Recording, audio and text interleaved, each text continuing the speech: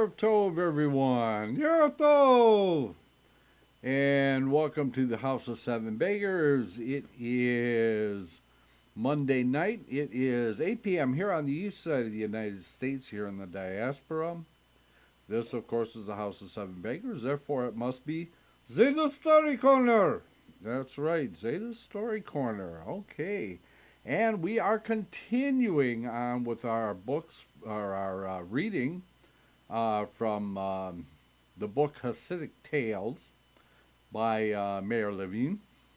And we have finished the stories of the Baal Shem Tov, and we are now into the beginning, the introduction for the stories of Rabbi Nachman of Breslov. And it's good to see everybody. Yeah, let's see what we got in the chat room. We have Donald. We have Shlomo and Shoshi. We have Shlomo and Ahuva. And you almost forgot that one. Yeah, I almost forgot that one. And Kelsey Lynn and Roger and Guy. And that's who we have in the chat room. But we have more numbers in the on the counter. Yeah, we actually have more numbers than that on the counter. So we know that there are people who are watching in the background and just not logged in. So someday, yeah, someday they will come into the chat room and they will join with us. Oh, Richard has joined us. Richard, you might recognize the lead-in music because he actually wrote that and performed it. Yeah, that's right, our lead-in music for tonight. And he wrote, produced, and performed it. And that song is called Zeyde Goes to Wohop. Zeyde Goes to Wohop, yep. Yeah. Almost became a theme song for a TV show.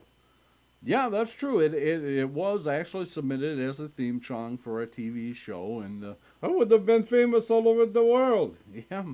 Yeah. Well, missed it by that much. What? You gonna do Maxwell Smart now? No. Just that one part. Okay. So, okay. So. Let's see, we left off. We were talking about Rabbi Nachman of Breslov, and okay, so I guess we should go ahead and get on with the stories, and let me get you onto your camera, and get over here, and there we go. And there I am. Okay, now I am all ready to start. I am all kind of centered up into the frame.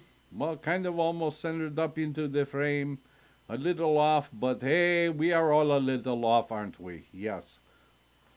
Okay, so we left off talking about the dynasty of Rabbi Nachman. He's the great-grandson of the Baal Shem Tov, and we talk about his father and his uncle and his grandfather, and we talk about his mother, and we talk about his uncles, with very famous uncles indeed. Okay, so we were talking about, let's see, let us back up just a couple of, well, at least one paragraph, and let's see where we left off. Once it was remembered, he told a tale that lasted for 2 hours. This is not such a big deal. I mean, I do an hour. I've done an hour and a half at times. All who heard it were so wrapped in wonder and exultation that when they came out of the dream of the story, they could remember only fragments of what they heard. And that is where we left off. Okay, so we pick up now. On the eve of the Holy Shabbos, The scholars were discussing a letter which Rabbi Nassan of Nemirov had written that they should be joyful. Rabbi Nachman heard the discussion and said, I will tell you how once they were joyful. Then he began to tell this tale of the 7 beggars. And that's why this synagogue is called the 7 beggars. Hopefully we will get to read that story. Okay. So, Rabbi Nosson was not there. But a fellow scholar hastened to Nemirov and told him that the master had begun the relation of a new tale, more wondrous, more intricate than any of the other stories. And the scholar repeated to Rabbi Nassan the beginning of the tale. I trembled with wonder and excitement, Rabbi Nassan wrote, for I had heard many marvelous tales from the mouth of our master, blessed be his memory, but none of them compared with this. So I hastened to his home. Rabbi Nassan ran from Nemirov to Breslov and remained there to hear the entire fable. For the story of the 7 beggars took many days to tell. It takes many days to read, actually. In 1807, Rabbi Nachman visited several cities: Astrakhan, Zolov, Dubna, Brody, and everywhere he was received with great honor, for his teachings were becoming known. But that year, consumption overtook him. Consumption was tuberculosis. He had been frail, and the journey to the Holy Land used much of his strength. And now he was weak. After Rosh Hashanah, in the year 1808, he went to Lemberg. And this voyage is veiled in mystery, but it is thought that he went to combat the teachings of Chachmal, the Enderher, and the leaders of the movement for the new learning and worldly speculation. These are called the Enlightenment movement. How enlightened it is, I'm not really sure it's all that enlightened, but that's what they called it. Okay, so then he set his faithful Nosson to prepare the publication of his teachings in the book Likutei Moharan, which we have a copy of. Actually, we have several copies of it. We have the Kitzer Likutei Moharan, and we have the original Likutei Moharan. Well, not the original, but the Likutei Moharan that was published in Eretz Israel in 1962, and we have the big Likutei Moharan, the 20. What is it? 24? Yeah, it's like 24 volumes with all the commentary by Aryeh Kaplan. It's a wonderful book. You're very, very good.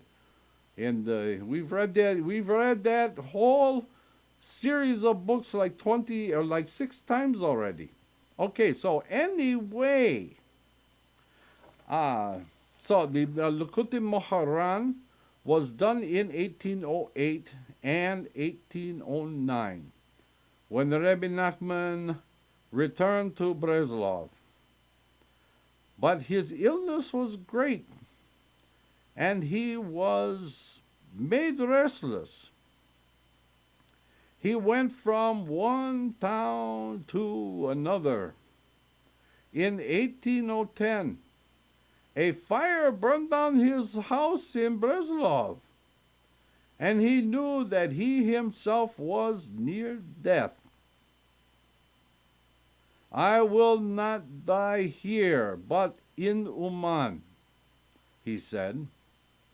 For once there had been a great slaughter of Jews in the town of Uman, and actually a couple of times afterwards, and that the thousands who had been suddenly killed, many were not ready, and had not yet found strength for their journey to return to heaven.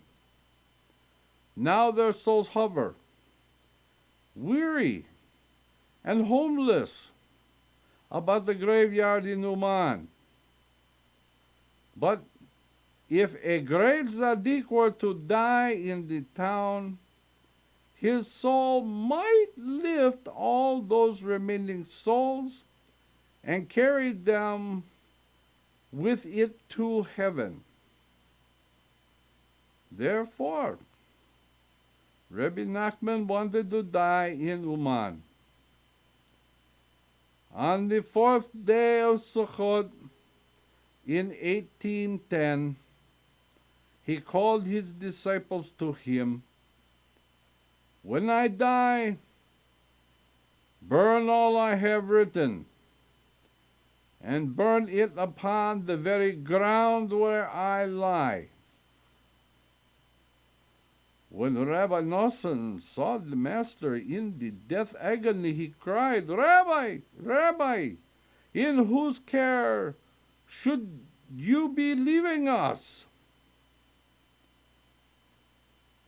I am not leaving you, Rabbi Nachman replied. I shall remain with you in my grave. Early in the afternoon, on the 3rd day of the week, the Master, Rabbi Nachman, died. About him were his 3 most beloved disciples, Rabbi Naphtali, Rabbi Shimon, and Rabbi Nosson.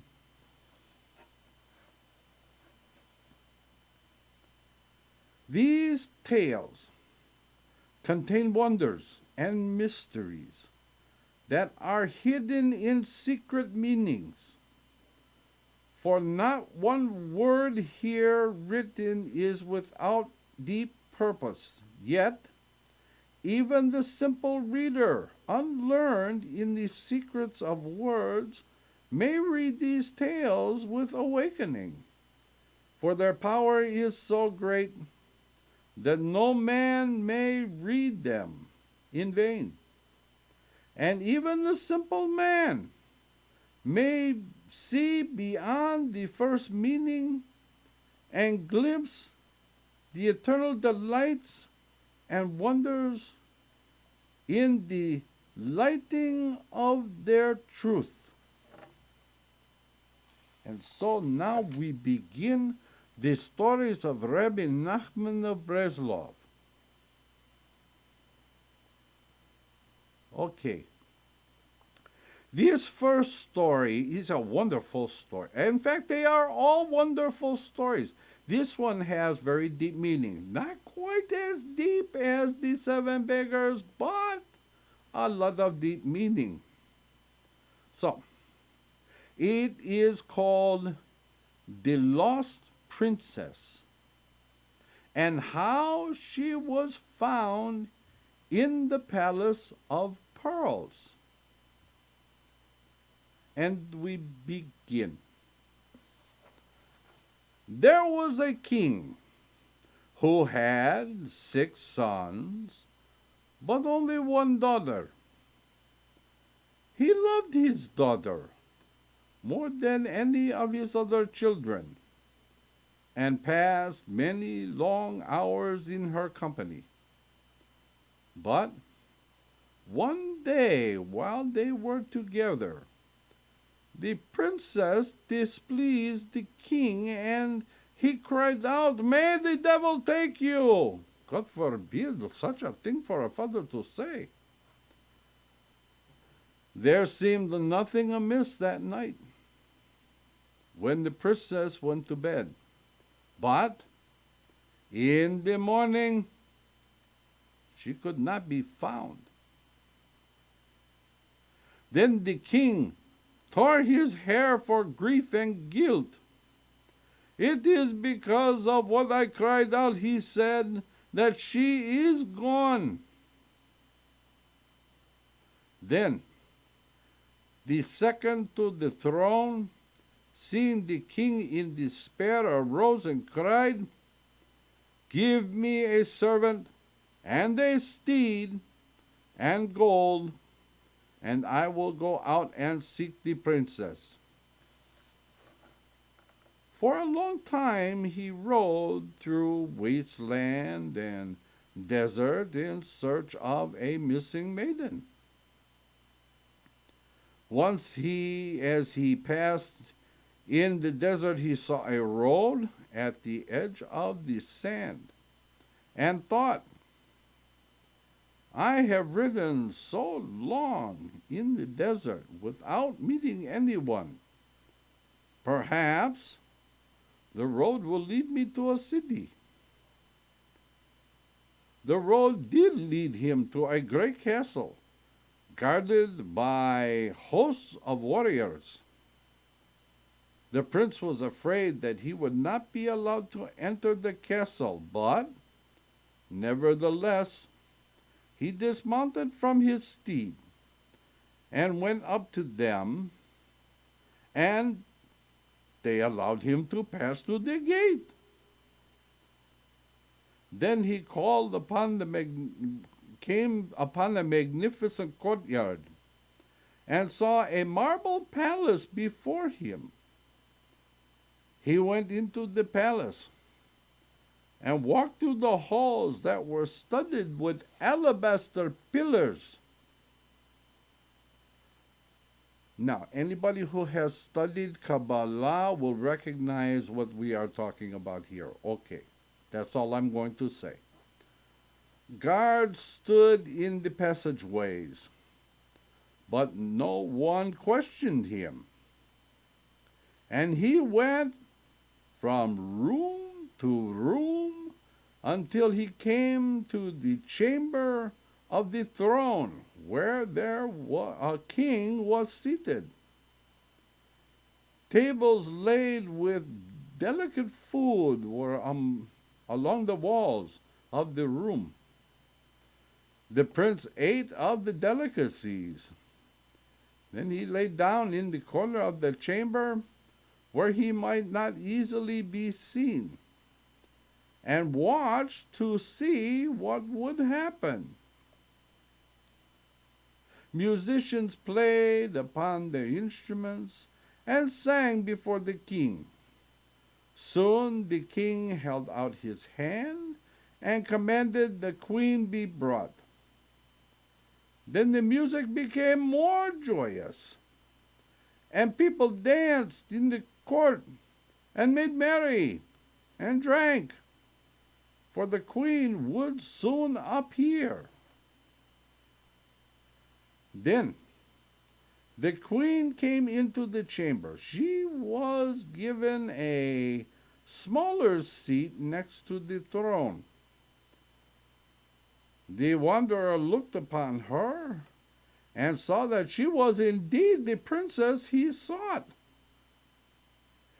And as she looked out over the room, she saw the man withdrawn into an obscure corner, and she recognized him. She got down from her throne and went to him and said, "Do you not know me?" "You are the princess," he said. But how have you come to this place? The king let fall an angry word, she said. He cried, "May the evil one take you!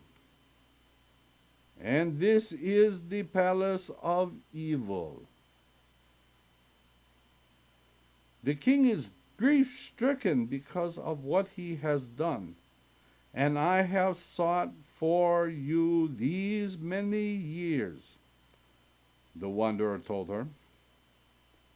How may I take you away? You cannot take me from this palace, she said, except that you first go to and select a place for yourself, and there you must remain for an entire year, thinking only of my deliverance, longing and hoping to rescue me. And on the last day of the year, you must not eat a particle of food, but must fast. And on the last night of the year, you must not sleep. Then you may come to me. He did as she told him to do. He went into the desert and remained there an entire year. And at the end of the year, he did not fall asleep and did not eat, but returned toward the palace of the evil one. On the way, he passed a beautiful tree, heavy laden with ripe fruit. And a terrible desire came over him to taste of the apples. So he went and ate. At once, he fell into a deep sleep, and he slept for a very long time. When he awoke, he saw his servant standing beside him, and he cried out, "Where am I?" You have slept many years," the servant said. "I have waited by you while I lived on the fruit." Then the wanderer went to the palace and came to the princess and cried, "See what you have done." And she cried, I should say, "See what you have done. Because of a single day, you have lost eternity. For if you had come on that day, you might have rescued me.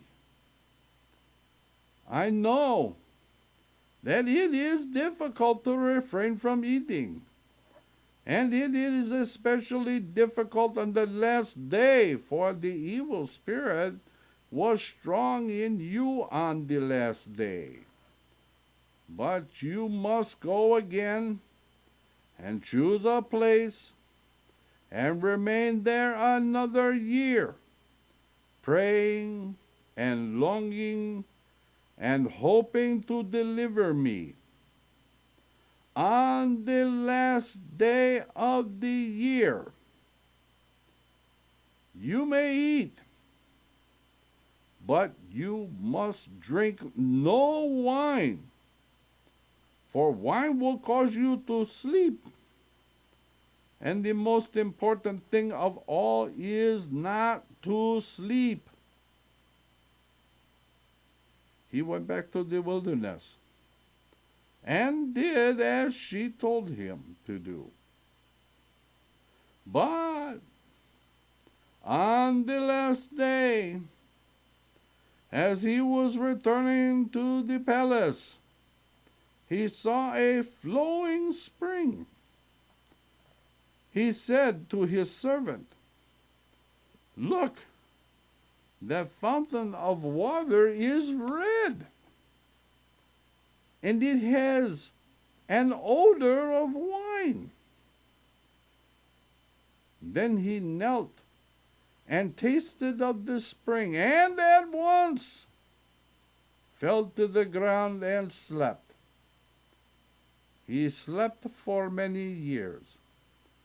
This boy does not know how to take a hint, huh? Okay, back to this story. And in that time a great army of warriors passed on the road. Among them were mountain riders and carriages, and at last there came a great carriage drawn by 14 steeds. The princess was in that carriage.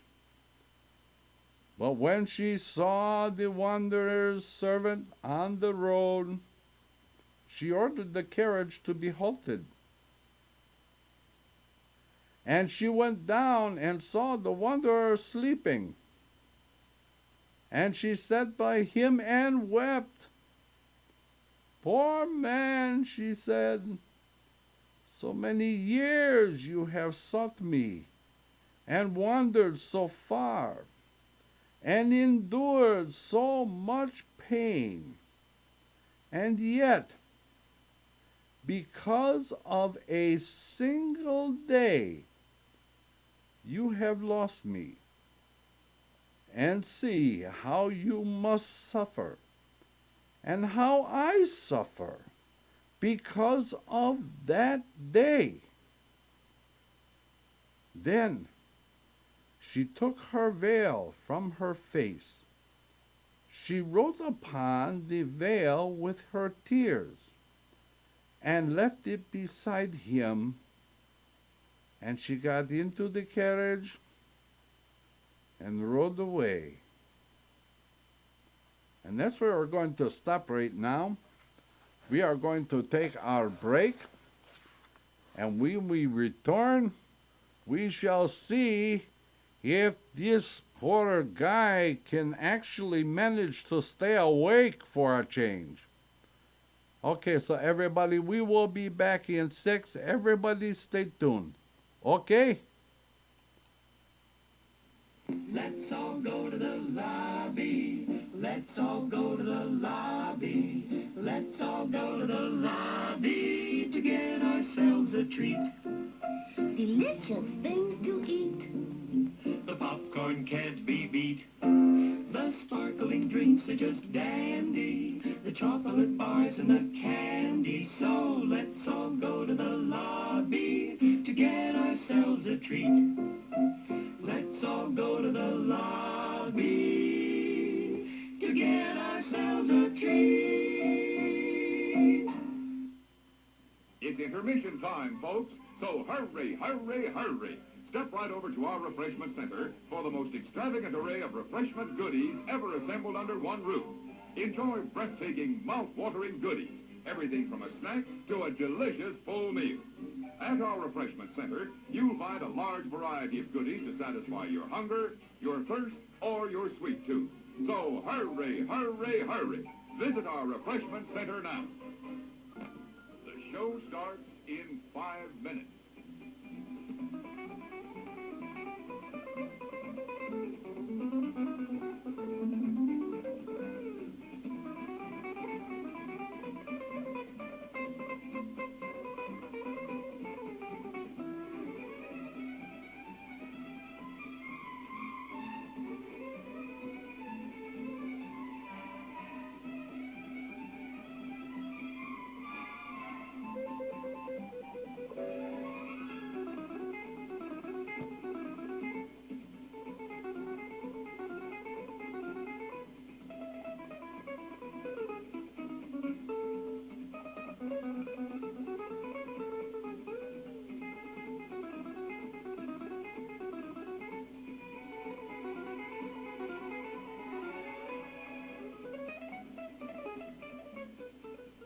The show starts in 4 minutes.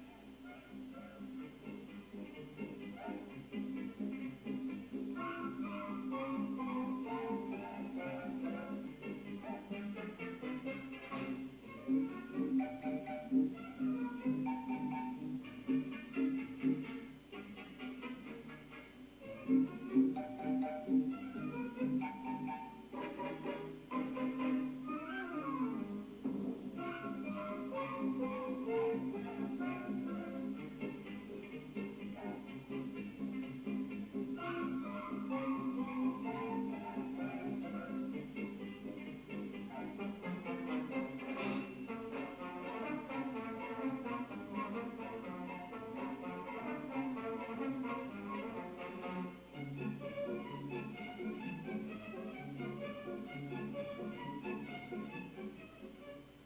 show starts in 3 minutes.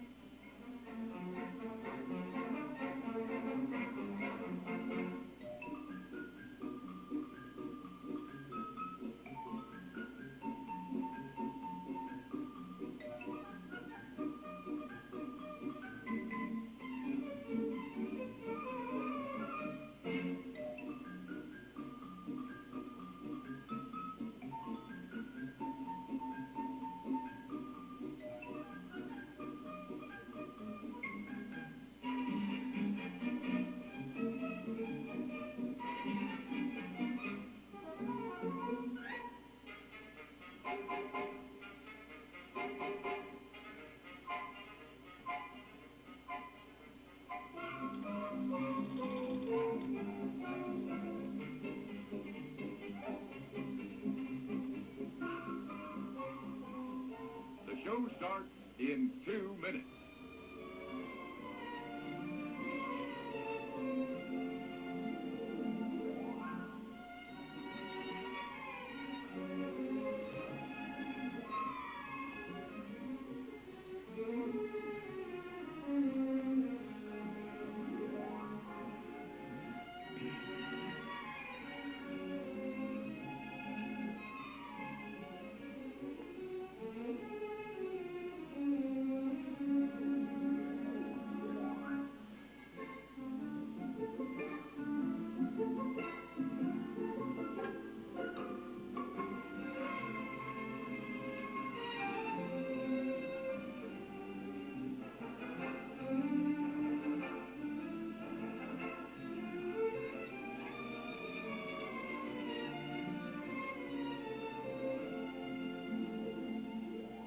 The show starts in 1 minute.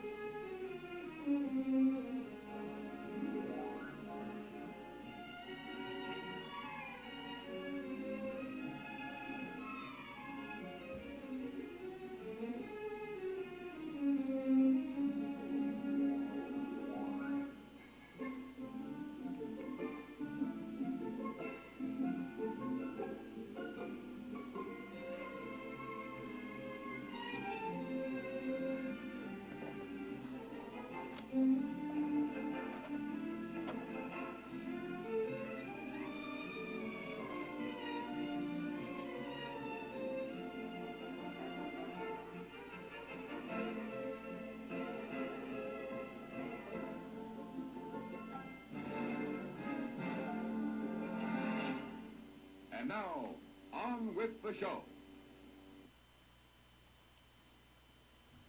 And here I am. I am back, just like I promised. Okay. So, did you switch the videos? Yes, I switched the videos. Good. We won't have to have dancing food coming on at the end of the show. Yeah, okay. I know. I get it. I get it. Okay, so let's see. We will left off. The princess. Ah, yes. The princess was weeping by the poor man. Okay. So, let's see. Endured so much pain. I suffer because okay, here we go. After he had slept 70 years. Well, you know, there are days I wish I could sleep that long. Yeah, you and me both, brother. You got that right. Okay, anyway. So, after he had slept 70 years, the man awoke and asked his servant, "Where am I?" The servant told him, "You been asleep, you big dummy." No, that's not what it says in the story. He says the servant told him what had happened. of the army that had passed, and how the princess had wept over him. Just then the wanderer saw the veil laying beside him, and he cried, "Where does this come from?" "The princess left it for you," the servant said. "She wrote upon it with her tears." He who was second to the throne held up the veil to the sun, and saw the marks of her weeping, and read of her grief at finding him so, and read that she had gone from the first palace of the evil one, but that he must now seek her in a palace of pearls that stood on a golden mountain. "Only there you may find me," the princess had written. That's a lot to write on a veil, huh? Okay, so anyway. Then the wanderer left his servant and went alone in search of the princess. You know, I kind of think the servant probably had enough by this time and said, "Hey, buddy, you go on by yourself. I've had enough. I'm going to retire. I'm going to go back to my village. I'm going to put my feet up, and I'm going to read stories by the fire to my grandchildren." But, you know, that's just my opinion. Okay, so let's go back to this story. For many years he wandered among mankind, asking and seeking for a palace of pearls upon a mountain of gold, until he knew that it was to be found upon no chart, and in no land inhabited by men, and in no desert, for he had been everywhere, but still searched in the wilderness. And in the wilderness he came upon a giant who carried a tree that was greater than any tree that grew in the world of men. The giant looked upon the wanderer and said, "Who are you?" He answered, "I am a man. I have been so long in the wilderness," said the giant, "that it is many years since I have seen a man."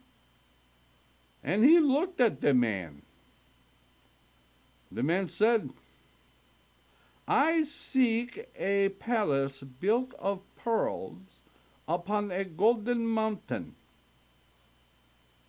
The giant laughed and said, "There is no such place on earth." The man cried, "There is, there must be." And he would not give up his seeking. Then the giant said, "Since you are so obstinate, I'll prove to you there is no such place on earth. I am Lord over all the animal kingdom, and every beast that runs over the earth, from the greatest to the tiniest, answers to my call. Surely, if there were such a place as you seek, one of my creatures would have seen it." It makes sense, huh? So he bent and blew on the ground, making a sound that was narrow to the call of wind in the grass, and wide as the rustling of leaves. His call spread like water, and at once beasts of the earth came running, leaping toward him. the timid gazelle and the wild tiger. You know, he could have said lion in there. You know, he really could have said lion. Okay, but that's the way the story is written. Yeah, but seriously, he could have said a lion. Okay, well, whatever. The timid gazelle and the wild lion, tiger. Okay, tiger. And every creature from the beetle. That's not the musical group either. The beetle to the elephant all came. And he asked them, "Have you seen a place of pearls built upon a golden mountain?" The creatures answered him, "No." Then the giant said to the man, "You see, my friend, there is no such place at all. Spare yourself and return home." But the man cried, there must be such a place, and I must find it." The giant pitied him and told him, "I have a brother who is Lord over all the creatures of the air. Perhaps one of them has seen this palace, for birds fly high." Then the man went further into the wilderness until he found the giant who carried a great tree in his hand.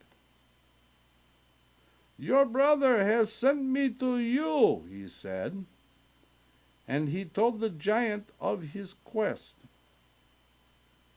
The giant whistled into the air, and his cry was like the sound of all the winds that murmur and shriek high over the earth.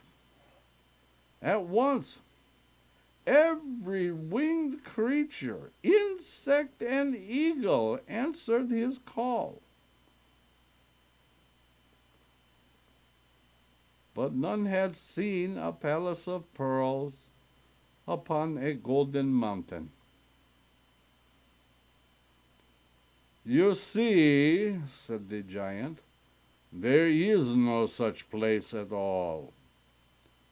You had better return home and rest yourself."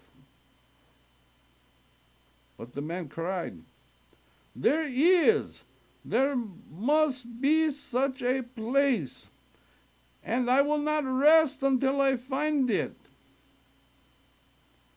At last, the second giant said, "I have a brother who is Lord over all the winds.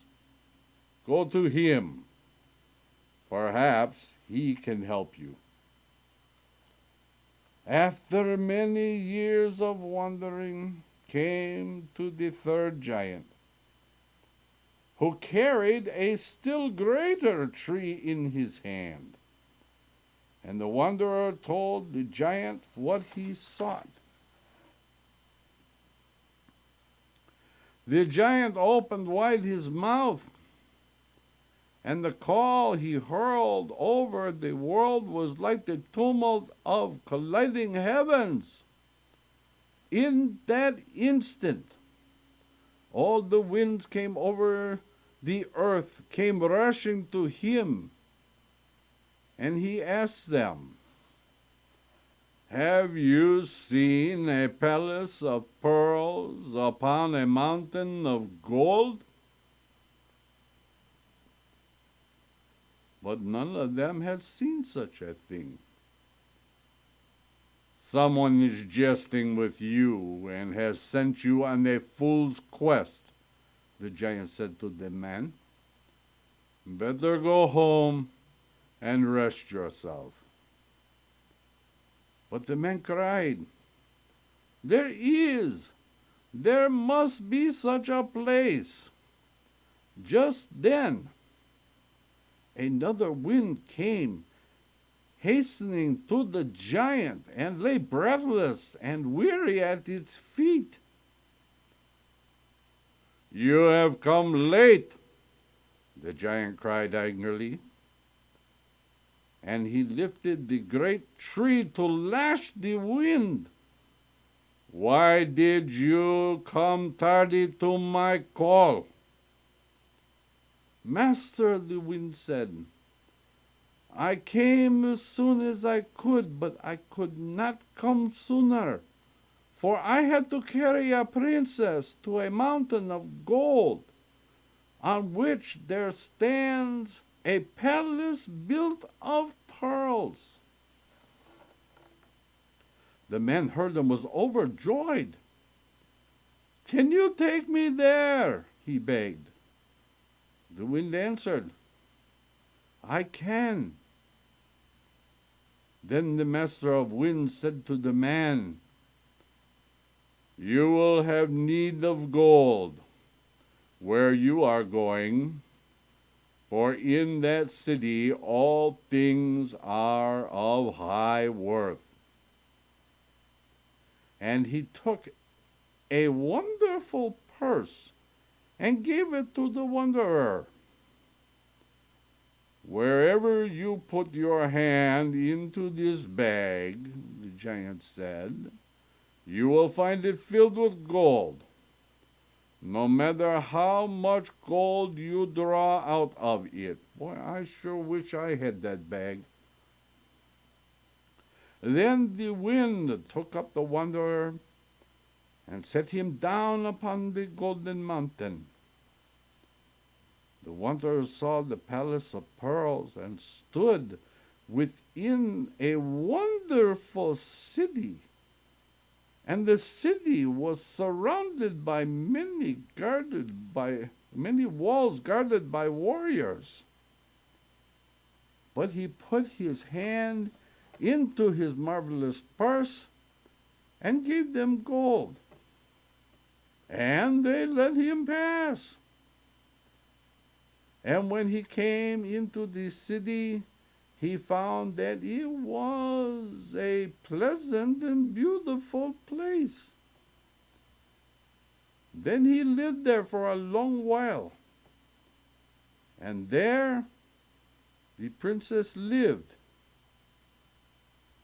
But in the end, with wisdom and righteousness, he took her home to the king.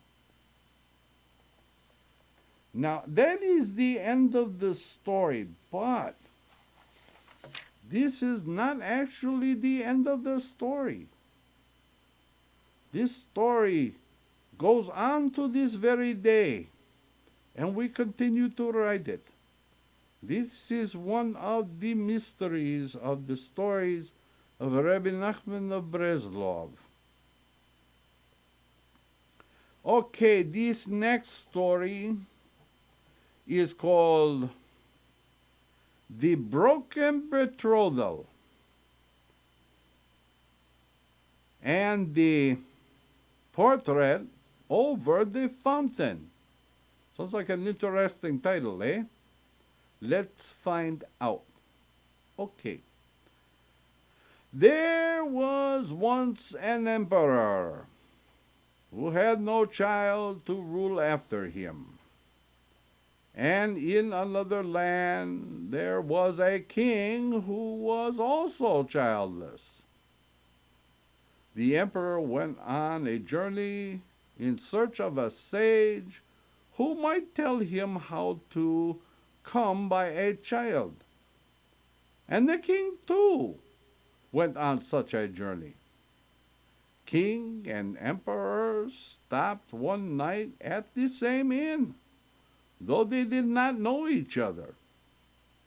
The emperor, however, marked the royal manner of the stranger and asked him, "Are you not a king?" The king, too, had recognized the other man of high birth and said, "I am a king. And you, are you not an emperor?" Then each told the other the reason for his travels. And they agreed that when they returned to their kingdoms, and if the queen of one gave birth to a son, and the other's queen gave birth to a daughter, the two children should be betrothed. And afterward, a daughter was born to the emperor, and a son was born to the king. But the betrothal was forgotten. As the children grew, each was sent to a foreign land to study. And it so happened that both were sent to the same teacher. Can you imagine that? The boy and the girl met and loved one another and agreed to marry. Then the prince took a ring and put it on the finger of the princess, and so they were wed. But soon their parents called them home, and the princess had to return to her father, the emperor, while the prince returned to the court of the king. Now, the emperor's palace was filled with suitors for the hand of the princess. But she remembered that young prince from the distant land. She would not have any of the others.